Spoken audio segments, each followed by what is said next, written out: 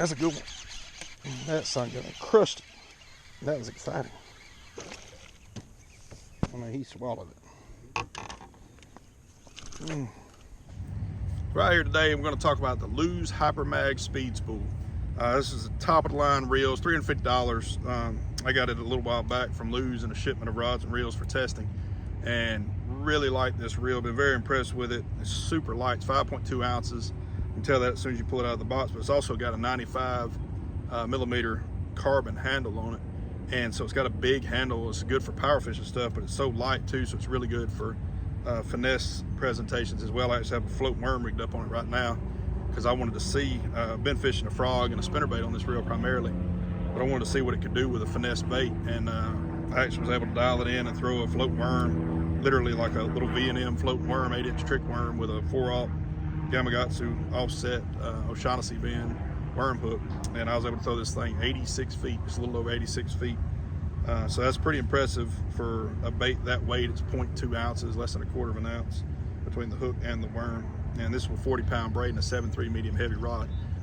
I actually do throw a float worm on a bait caster, but I'll throw it on a 30-pound braid with a 7-foot medium heavy. So this isn't even really got the line or the rod with it to make the most of what this reel could do with a finesse presentation. But super strong reel. I really enjoyed catching fish on a spinnerbait and a frog with it. Took it out to a buddy's pond with a frog and really put it through the ringer and caught several 3-pounders on it. Super strong, 20-pound max drag, all the drag you'll need.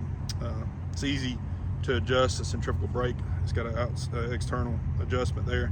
A couple of the key features that I really thought set this reel apart: on the spool tension knob, there's a line indicator, and you can actually take like a little penny or something small like that and twist it and set your line indicator to remind yourself what size line you put on it. I can't tell you. I mean, I've put 15 and 17-pound fluorocarbon on a bunch of reels, and within 2 trips I can't remember which is which, especially now that I'm testing a bunch of different lines. So having that little indicator there is a pretty neat deal, and it's actually got one for braid, fluoro, and mono, and you can just adjust it. It's got several different combinations between those 3, and then different pound testage. And the other thing, there's a speed knot, I believe they call it, system on the spool, where whenever you go to spool up a reel for the first time, you have to tie like a slip knot around the spool for the most part, and then cinch it down, and that works okay with monofilament and fluorocarbon, but with braid it just spins, and so you have to take like a little piece of electrical tape or something and tag that down to where it doesn't spin when you go to spool up.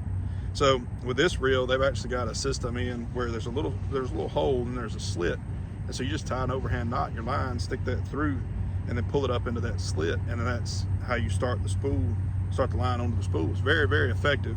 It also does away with that knot that builds up and has like a bump, you know, whenever you go to spool up a reel. So pretty neat deal there. Overall, really have enjoyed this reel. Again, it's $350. It's a pretty big investment, but I don't think you'll find a $350 reel that's any better if you're in the market for one. So really have enjoyed it. Super strong, capable with finesse too. This is a 7.5 to 1 gear ratio. They have an 8.3 to 1, I believe, as well. Reel comes in both right and left hand retrieves. So HyperMag, you can check out more information at the link below and see all the specs on it. But I've really been pleased with it. Solid reel.